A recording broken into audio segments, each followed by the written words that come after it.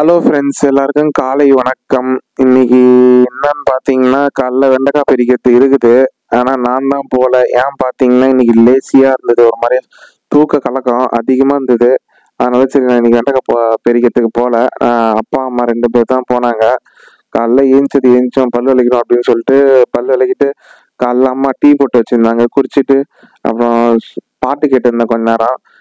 இது வெண்டைக்காய் பில்லு எதனா வந்துக்குதாம்மான்னு கேட்டேன். ஆமாப்பா வந்துக்குது. எவ்வளோம்மா வந்துக்குதுன்னு கேட்டேன். அம்மா வந்து ஒரு 911 ரூபாய் வந்துக்குது. அதில் புடிப்புலாம் போக 750 ரூபா அப்படின்னு சொல்லிட்டு சொன்னாங்க. அது என்னதான் புடிப்புன்னு கேட்பீங்க நீங்கள். புடிப்புனா ஒன்றும் இல்லை. இப்போ ஒரு மூட்டைக்கு அவங்க கமிஷன் வந்து எவ்வளோ எடுப்பாங்கன்னா, ஒரு மூட்டைக்கு 50 ரூபா. அப்புறம் வந்து தூக்கி போடுறதுக்கு ஒரு 10 ரூபா. ஆள் வந்து தூக்கி போடுறதுல வண்டியில் அதுக்கு ஒரு 10 ரூபா. வண்டி வாடகை வந்து ஒரு 60 இல்லைன்னா 70 ரூபா. அந்த மாதிரி ஏதோ மொத்தமாக ஒரு மூட்டைக்கு 150 ரூபா போகும்னு வச்சுக்கோங்களேன், கமிஷன் மாரி. அதெல்லாம் போக தான் நம்மளுக்கு மீதி தருவாங்க. வெண்டைக்காய் வந்து இந்த வாட்டி ஒரு அவ்வளோ ரொம்ப சொத்தெல்லாம் இல்லை. ஏன்னா மருந்து அடிச்சிருந்தோம் கொஞ்ச நாளைக்கு முன்னாடி. இப்போ திருப்பி இன்னொன்று ஒரு மருந்து அடிச்சு ஒரு டிஏபி காம்ப்ளெக்ஸு அந்த மாரி எதனா ஒரு மருந்து போட்டால் தான் இன்னும் நல்லா காய் கொடுக்கும். பூ தான் அதிகமாக பூக்க மாட்டேங்குது. பூ பூத்தா தானே காய் அதிகமாக வரும். ஆனால் பூவும் பூக்க மாட்டேங்குது. அப்புறம் வந்து அண்ணா வந்து பக்கத்தில் கேட்டார், இன்னைக்குன்னா உண்டா இல்லையானா, சனிக்கிழமை வேலை உண்டா இல்லையான்னு. கம்பெனி உண்டுண்ணா அப்படின்னு சொல்லிட்டு சொன்னேன். இது எப்போ கிளம்புன்னு கேட்டார். அவருக்கு ஏதோ வேலையாக இருந்தது உங்களுக்கு, ஏதோ ஜெராக்ஸ் எடுக்கணும்னு சொல்லிட்டு. இல்லை நான் கொஞ்சம் லேட் ஆகும்ண்ணா இன்னைக்கு அப்படின்னு சொல்லிட்டு சொன்னேன். ரக்ஷன் கூட கொஞ்ச நேரம் விளையாட்டு அப்புறம் பல்லு விளக்கிட்டு சரி குளிக்கலான்னு சொல்லிட்டு போனேன். குளிக்கலான்னு போனால் மோட்ரு வந்து ஆன் பண்ணலை. இது சுவிட்சிங் ஆன் பண்ணணும். சுவிட்ச் ஆன் பண்ணாமே போயிட்டேன். சரி திருப்பி அப்போ அங்கேருந்து சொன்னேன் எங்கள் அம்மாட்ட, சுவிட்ச் ஆன் பண்ணுவாங்க அப்படின்னு ஆன் பண்ணாங்க.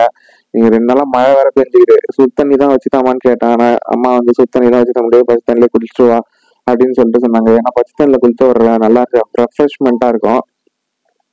நம்மளுக்கும் ஒரு சாட்டிஸ்ஃபிகேஷனாக இருக்கும், நல்லா ஆக்டிவாக இருப்போம்.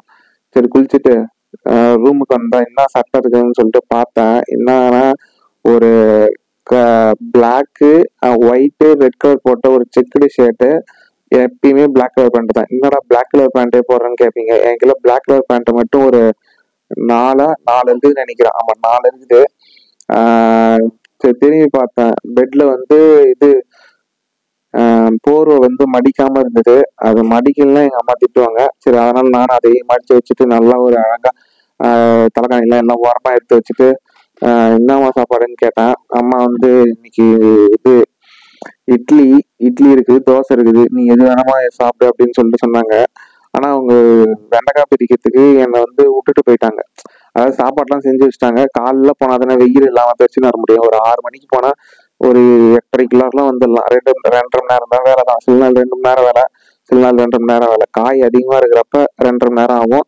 காய் கம்மியா இருக்கிறப்ப ஒரு 2 மணி நேரத்துலயே முடிச்சுட்டு வந்துருவாங்க. நான் போய் அம்மாவை விட்டுன்னு வந்துடுவேன்.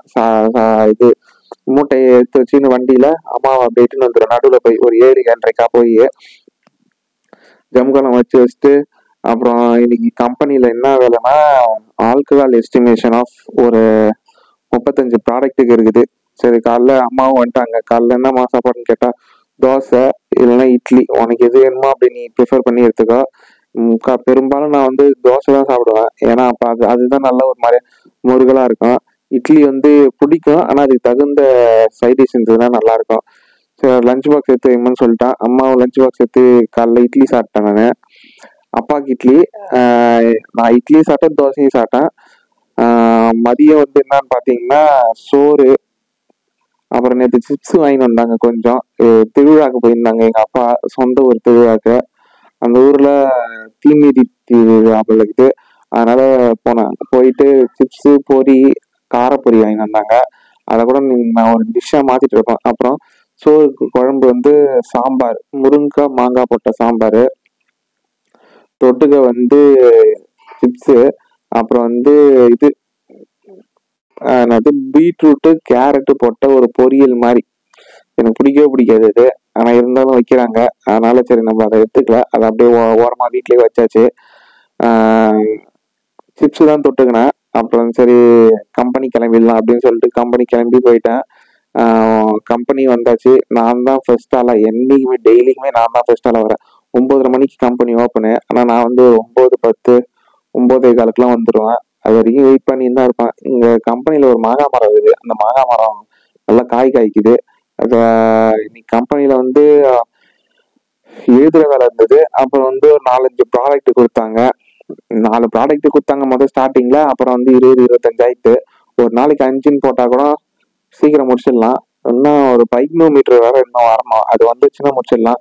சரி அப்புறம் ஒரு 5, 5:30 ஆச்சு. வேலையை முடிச்சுட்டு வீட்டுக்கு போனேன். எப்பயும் விஸ்டரி தான். இன்னைக்கு வந்து கொஞ்சம் விஸ்டரியில உட்காந்துட்டு போலான்னு பார்த்தேன். சரி தேவையில்ல, நமக்கு டைம் ஆகுது அப்படின்னு சொல்லிட்டு போயிட்டேன். விஸ்டரியில நல்லா காத்தடிக்கும் மக்களே. சரி அப்புறம் வீட்டுக்கு வந்தாச்சு. வீட்டுக்கு வந்தோடனே என்னம்மா சாப்பாடுன்னு கேட்டேன்.